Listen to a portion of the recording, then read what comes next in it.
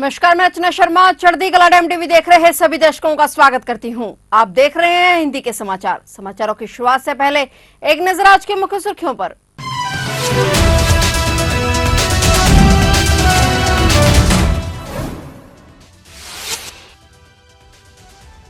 देश भर में आज मनाई जा रही गणेश चतुर्थी। मुंबई समेत पूरे महाराष्ट्र में गणेश चतुर्थी की विशेष धूम। सिद्धिविनायक मंदिर में हुई भव्य आरती।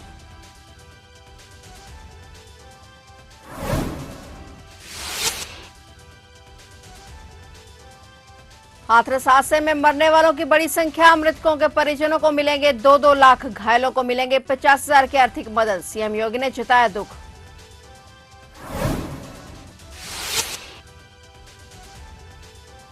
जबलपुर रेलवे स्टेशन पर बड़ा ट्रेन हादसा। प्लेटफॉर्म से 200 मीटर पहले मची चीख पुकार। ओवरनाइट एक्सप्रेस के पटरी से उतरे 2 डिब्बे।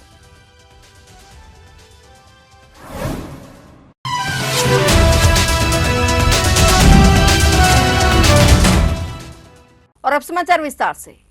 देश भर में आज गणेश चतुर्थी का त्योहार बड़ी ही धूमधाम से मनाया जा रहा है। मुंबई समेत पूरे महाराष्ट्र में गणेश चतुर्थी की विशेष धूम है। सुबह से ही मंदिरों में भक्तों का तांता लगना शुरू हो गया है। आज से बप्पा का आगमन हो रहा है। घरों और पंडालों के अलावा जगह जगह गणपति बप्पा विराजेंगे। इस बीच पीएम मोदी, सीएम योगी समेत तमाम नेताओं ने लोगों को बधाई देते हुए खास कामना की है। देश भर में आज गणेश चतुर्थी की धूम है। बड़े ही हर्षोल्लास के साथ इस पर्व को मनाया जा रहा है। भगवान गणेश ज्ञान, बुद्धि और समृद्धि के प्रतीक हैं। यह त्योहार हमें विनम्र और कर्तव्यनिष्ठ बनने के लिए प्रेरित करता है। यह पर्व सामाजिक समरसता को भी बढ़ावा देता है और इस अवसर पर सभी एकजुट होकर शांतिपूर्ण तरीके से इस महापर्व को मना रहे हैं। माता पार्वती और भगवान शिव के पुत्र गणपति के जन्म दिवस के मौके पर 10 दिनों का उत्सव मनाया जाता है, जो इस बार आज 7 सितंबर से शुरू हो गया है। और वहीं मुंबई में इस त्योहार का जश्न देखने को लायक है और पूरे महाराष्ट्र में इसकी अलग ही रौनक देखने को मिल रही है।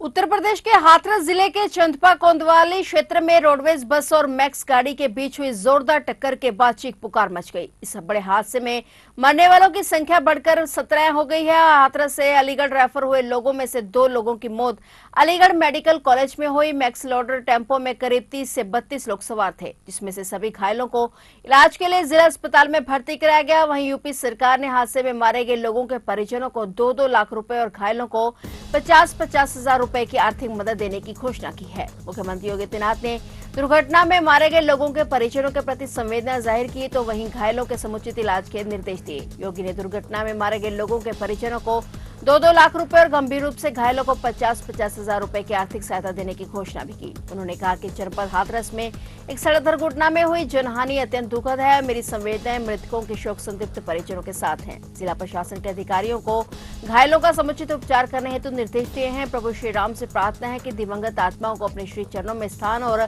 घायलों को शीघ्र स्वास्थ्य लाभ प्रदान करें। पूरा मामला कोतवाली चंदपा क्षेत्र में आगरा अलीगढ़ नेशनल हाईवे पर गांव मितई के पास का है, जहां रोडवेज बस और मैक्स लोडर टेम्पो गाड़ी में आमने सामने की भीषण यहाँ पे सासनी हाथरस से खंदौली आगरा जा रहे थे, दावत खा के जा रहे थे। छोटा टाटा मैजिक में लोग सवार थे। इसमें तत्काल ही घायलों की तरफ से अभियोग पंजीकृत किया जा रहा है एवं जो ड्राइवर उसकी गिरफ्तारी भी सुनिश्चित की जाए। क्या अभी इसमें किसी में ड्राइवर की भी मौत हुई है क्या? नहीं, अभी इसको सुनिश्चित नहीं करा जा रहा है। अभी शिनाख्त करी जा रही है, सबको पहचाना जा रहा है और जो भी इसमें दोषी बचेगा।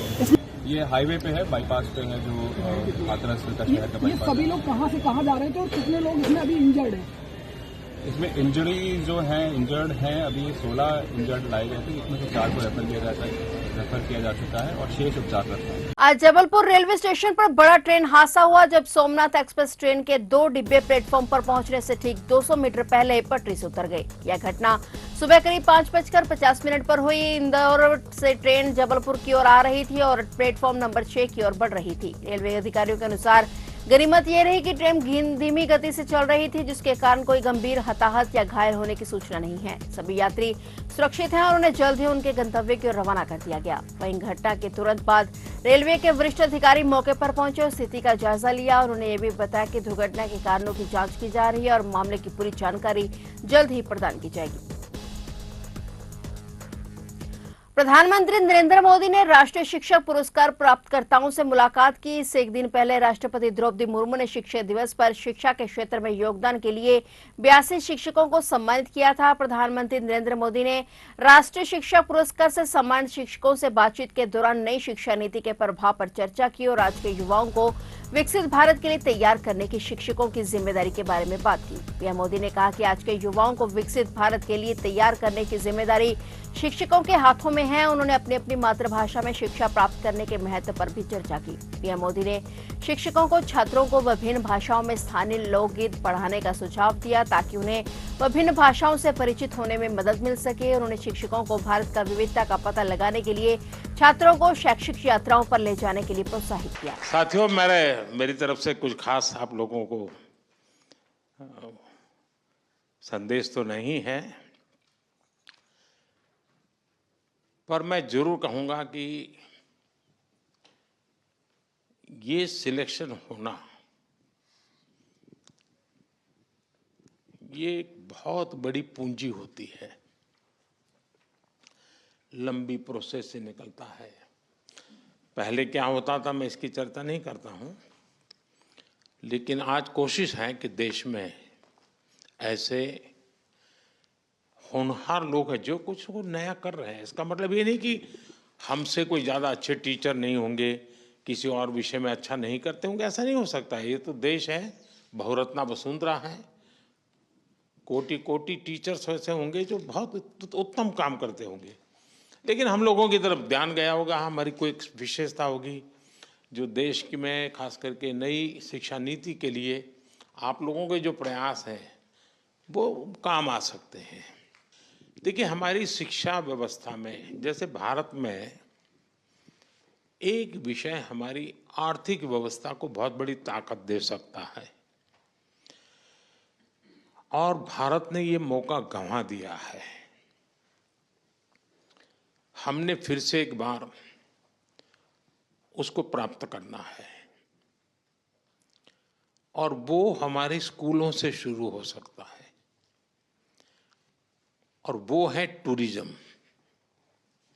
अब आप कहेंगे हम बच्चों को पढ़ाएं या टूरिज्म करें, मैं ये नहीं कह रहा हूं आप टूरिज्म करें, लेकिन अगर स्कूल के अंदर टूर तो जाती होगी, लेकिन ज़्यादातर टूर कहाँ जाती हैं? जहाँ टीचर ने जो देखा नहीं है वहाँ टूर जाती है। स्टूडेंट को क्या देखना चाहिए वहाँ टूर नहीं जाती है। अगर स्टूडेंट का टीचर का उदयपुर रह गया तो फिर कार्यक्रम बनाएंगे कि स्कूल इस बार उदयपुर जाएगी और फिर सबसे जो भी पैसे लेने होते हैं, जो टिकट का खर्चा होता है, सब कलेक्ट करते हैं फिर जाते हैं। लेकिन मेल तो जैसे माँ कहती है ना, बच्चे को आइसक्रीम खाना है। कांग्रेस पार्टी ने हरियाणा के पहलवान बजरंग पुनिया को पार्टी के किसान संगठन ऑल इंडिया किसान कांग्रेस का कार्यवाहक अध्यक्ष बनाया है। कांग्रेस पार्टी के महासचिव केसी वेणुगोपाल ने भी यह जानकारी दी। बयान में कहा गया कि कांग्रेस के अध्यक्ष मल्लिकार्जुन खड़गे ने बजरंग पुनिया को ऑल इंडिया किसान कांग्रेस का कार्यकारी अध्यक्ष नियुक्त किया है। बयान के अनुसार पुनिया की इस पद पर नियुक्ति तत्काल प्रभाव से लागू हो गई है। बता दें कि बजरंग पुनिया कल हरियाणा की ओलंपियन महिला पहलवान विनेश फोगाट के साथ कांग्रेस पार्टी में शामिल हुए हैं। माना जा रहा है कि बजरंग पुनिया पार्टी के लिए चुनाव प्रचार करेंगे। बजरंग को पार्टी ने टिकट की घोषणा से पहले पार्टी के ऑल इंडिया किसान कांग्रेस का कार्यकारी अध्यक्ष नियुक्त किया है। बता दें कि फोगाट और पुनिया पूर्व बीजेपी सांसद और भारतीय कुश्ती महासंघ के पूर्व अध्यक्ष ब्रजभूषण शरण सिंह के खिलाफ विरोध प्रदर्शन में सबसे आगे थे, जिन पर देश की कई प्रमुख महिला पहलवानों ने यौन उत्पीड़न का आरोप लगाया था। हरियाणा विधानसभा चुनावों से पहले पहलवान विनेश फोगाट और बजरंग पुनिया कांग्रेस में शामिल हो गए हैं। इस पर बीजेपी के पूर्व सांसद और पूर्व WFI प्रमुख ब्रजभूषण शरण सिंह का बयान भी सामने आया है। ब्रजभूषण शरण सिंह ने कहा कि लगभग 2 साल पहले 18 जनवरी को इन खिलाड़ियों ने एक साजिश शुरू की थी। जिस दिन यह शुरू हुआ, मैंने कहा था कि यह एक राजनीतिक साजिश थी। इसमें कांग्रेस शामिल थी, दीपेंद्र हुड्डा और भूपेंद्र हुड्डा भी शामिल थे। उन्होंने कहा कि पूरी पटकथा लिखी गई और यह खिलाड़ियों का आंदोलन नहीं है। अब लगभग 2 साल बाद यह स्पष्ट हो गया कि कांग्रेस इस नाटक में शामिल थी। विनेश फोगाट पर बयान देते हुए ब्रजभूषण शरण सिंह भावुक भी हो गए। उन्होंने कहा कि विनेश फोगाट और बजरंग पुनिया के कांग्रेस में शामिल होने से सच सामने आ गया है। इसके जरिए मेरे बीजेपी और पीएम नरेंद्र मोदी के खिलाफ साजिश की गई। राहुल प्रियंका गांधी की जोड़ी ने भूपेंद्र सिंह हुड्डा और दीपेंद्र सिंह हुड्डा को आगे करके षड्यंत्र रचा। इन लोगों ने बेटियों को इस्तेमाल किया, राजनीति के लिए बेटियों तक को नहीं छोड़ा। हरियाणा की 90 विधानसभा सीटों में से कांग्रेस ने 31 सीटों पर उम्मीदवारों की घोषणा कर दी है। कांग्रेस ने जेल में बंद विधायक सुरेंद्र पवार को भी टिकट दिया है, जिसे ईडी ने गिरफ्तार किया था। सुरेंद्र पवार को कांग्रेस ने सोनीपत से टिकट दिया है। वो यहां से मौजूदा विधायक हैं, लेकिन अभी जेल में बंद हैं। जुलाई महीने में ईडी ने गिरफ्तार किया था। अवैध खनन से जुड़े मामले में ईडी ने छापेमारी की थी और इसके बाद कार्रवाई करते हुए कांग्रेस विधायक को गिरफ्तार कर लिया था। और हरियाणा के लिए कांग्रेस की पहली लिस्ट में 31 उम्मीदवारों के नाम शामिल थे। गढ़ी सांपला से भूपेंद्र सिंह हुड्डा को टिकट दिया गया है। वहीं जुलाना से विनेश फोगाट उम्मीदवार बनाई गई हैं। पहली लिस्ट में ज्यादातर मौजूदा विधायकों को ही टिकट दिया गया है। लालू यादव के दामाद चिरंजीव राव को रेवाड़ी से टिकट दिया गया है। वो इस सीट से मौजूदा विधायक हैं। हरियाणा कांग्रेस के अध्यक्ष उदयभान होडल में मैदान में उतारे गए हैं। वहीं मेवा सिंह लाडवा में मुख्यमंत्री नायब सिंह सैनी के खिलाफ चुनाव लड़ेंगे। पहली लिस्ट में पार्टी की लोकसभा सांसद कुमारी शैलजा और पार्टी के राज्यसभा सांसद रणदीप सिंह सुरजेवाला का नाम शामिल नहीं है। दोनों ही सांसद विधानसभा चुनाव लड़ना चाहते थे, लेकिन पार्टी ने टिकट की घोषणा नहीं की।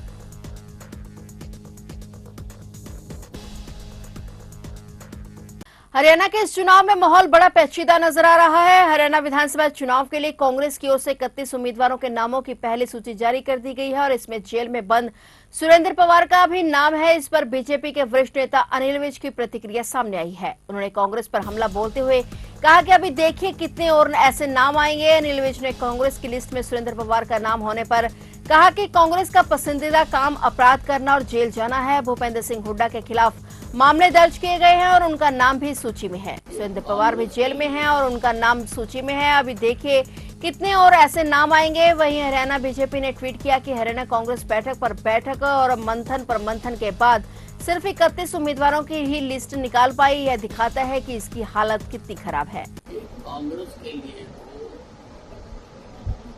जेल जाना अपराध करना, इनके लिए तो बहुत पसंदीदा काम है।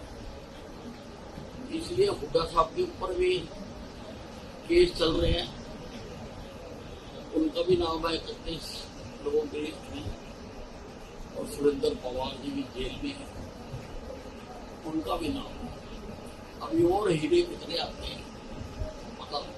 हैदराबाद में एक आइसक्रीम पार्लर पर हाल ही में हुए छापे ने बड़ा हंगामा खड़ा कर दिया है। छापे के दौरान सामने आई जानकारी ने सबको चौंका दिया है। अधिकारियों ने पता लगाया कि आइसक्रीम में शराब मिलाकर बेची जा रही थी, जिससे ग्राहकों को नशा हो रहा था। इस खुलासे के बाद बड़ी मात्रा में आइसक्रीम और शराब जब्त की गई है। मामला आरटीसी क्रॉस रोड पर स्थित एक आइसक्रीम पार्लर का है, जहां पर अधिकारियों ने छापा मारा। छापेमारी की जानकारी सोशल मीडिया के जरिए मिली थी, जिसमें दावा किया गया था कि इस पार्लर में आइसक्रीम में नशीला पदार्थ मिलाया जाता है। जांच में पाया गया कि इस पार्लर में विस्की मिलाकर आइसक्रीम बेची जा रही थी और अधिकारियों ने छापेमारी के दौरान 3,85,000 रुपए की शराब और 11.5 किलोग्राम आइसक्रीम जब्त की है। आइसक्रीम के सैंपल में हर किलोग्राम में 60 मिली विस्की की मिलावट की गई थी। पार्लर के मालिक की पहचान शरद चंद्र रेड्डी के रूप में हुई है। अधिकारियों ने आश्वस्त किया कि वे इस मामले की पूरी तरह से जांच करेंगे और दोषियों के खिलाफ कड़ी कार्रवाई की जाएगी।